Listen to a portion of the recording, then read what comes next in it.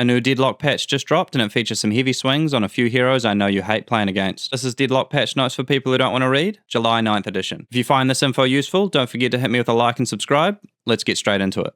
We have more tweaks for the new career urn. There's no more sprint bonus while carrying it unless your team is trailing. If your team is trailing, you get a maximum of plus 5 meters when 15% behind, which is down from the previous plus 7 meters. In return, runners now get quite a bit more stamina recovery, 25% instead of the previous 15%. These changes are incentivizing movement tech and good pathing over running in a straight line from point A to B, which was faster for almost everyone before. Next, the urn's yapping has been increased. The urn will now have something to say every 6 seconds instead of every 8, and you can hear it from further away. Is this some sort of sick prop hunt mechanic? I'm personally sad to see these changes. I enjoyed being fast as fuck. Probably pretty valid and encourages a bit more strategy when making a delivery. The Unstable Rift is getting its first round of changes after release, and this is what we're looking at. The Rift warning shows up 20 seconds before the Rift activates now, instead of the original 25, so the map icon and in-game message pop-up are going to appear 5 seconds later, giving you a shorter window to get your ass to the relevant lane. If you see the Rift starting before those warnings, make sure you let your team know so they have advance notice before it pops. The change I saw coming after my first couple of games, Rift troopers have gotten some tank buffs to help them do their job.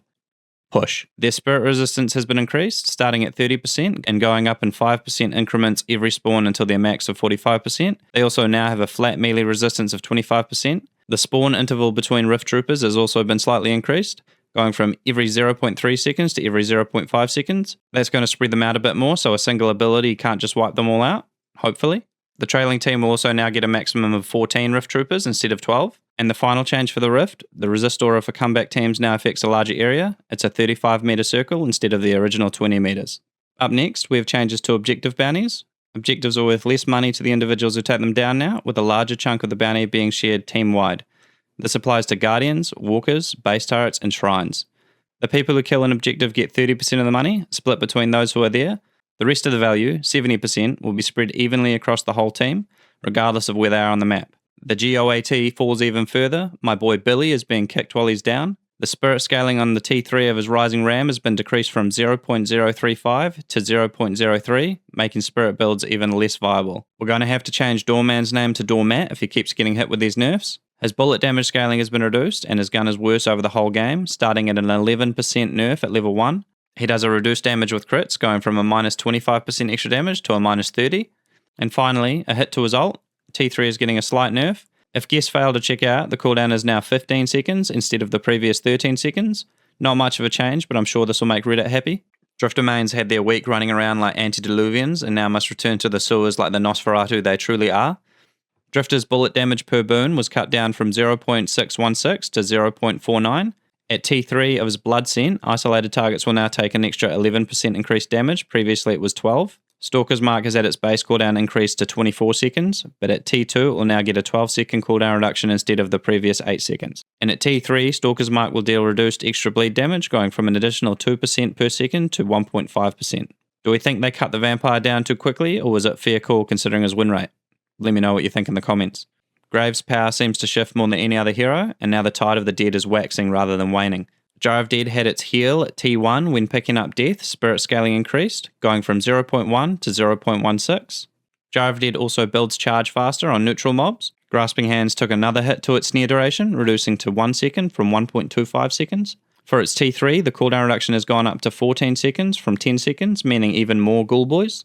And finally, Graves had her ult buffed. At T1, on top of its existing stats, ghouls will be 25% faster, and at T2 they will spawn 0.3 seconds faster. This all looks great if you're a Graves enthusiast, not so much for everyone else. Everything here except for the snare duration is a straight buff, so let's see if she regains her menace status. The challenge of making Haze more than just a curse and ult bot continues. Sleep Dagger has been changed so that at T2 it will also apply 15 stacks of fixation, but they made the T2's cooldown reduction slightly lower at 17 seconds.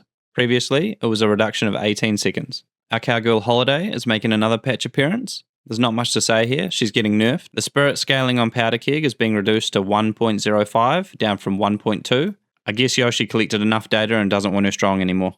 Mirage is getting some targeted adjustments to his Tornado build, which honestly fills me with glee because that build was annoying as fuck. Fortunately for the Mirage mains out there, they're adding strength in other areas to balance them out. His Fire Scarabs at T3 had their spirit scaling reduced from 0.17 to 0.13. My favourite part of this patch is Dust Devil spirit scaling at T3 has been reduced from 1 all the way down to 0.6. I, for one, am excited to not be tornadoed 4 times in a row and not have the ability to do anything about it. The cooldown on his mark is being reduced to 2.75 seconds, down from 3 seconds, but at T3, his mark will now reduce the cooldown by 0.75 seconds instead of 1 second. So a slight power adjustment, but still a positive. And finally, T3 of his ult is getting an increased cooldown reduction from minus 70 seconds to minus 90 seconds, meaning he'll be able to be anywhere he wants across the map even more now, the omnipresent bodyguard. After hating on Pocket, I decided to play them, and I still think they're annoying. But I do have a bit more respect for getting value on them, especially late game. It's a small nerf to Pocket this time. His ult, Affliction, is having its duration decreased from 11 seconds to 10 seconds. Not much, but the needle progresses ever downward for our froggy friend. Shiv received his Whoops patch immediately after the last minor patch was released, which resulted in a pretty big buff that may have been unintended, so he's been shanked back down with this latest update. The spirit scaling on the T3 of his knives has been reduced from plus 0.09 to plus 0.07. His slice and dice spirit scaling has also been reduced, going from 1.44 to 1.2. And the spirit resistance shred has also been reduced from minus 6% to minus 4%. I think those two nerfs are going to have a decent impact on his gameplay. Bloodleading had its power shifted around. The cooldown and damage cleared has been nerfed at base, but will be back to what it was previously following some upgrades. At T1, the cooldown will be the same as it was pre-patch, and the damage cleared will be the same as it previously was at T2. This just means points and bloodleading are going to be more important for survival if you need it. Shiv's ult, Killing Blow, has also had its power shifted around a bit. It now executes at 18% health instead of 20, but at T3 the execute threshold is going up from 10% from 8. So in short, the knives and dash have been straight up nerfed, but bloodleading and his ult will feel the same as it did before when fully maxed. Silver enthusiasts have been heard.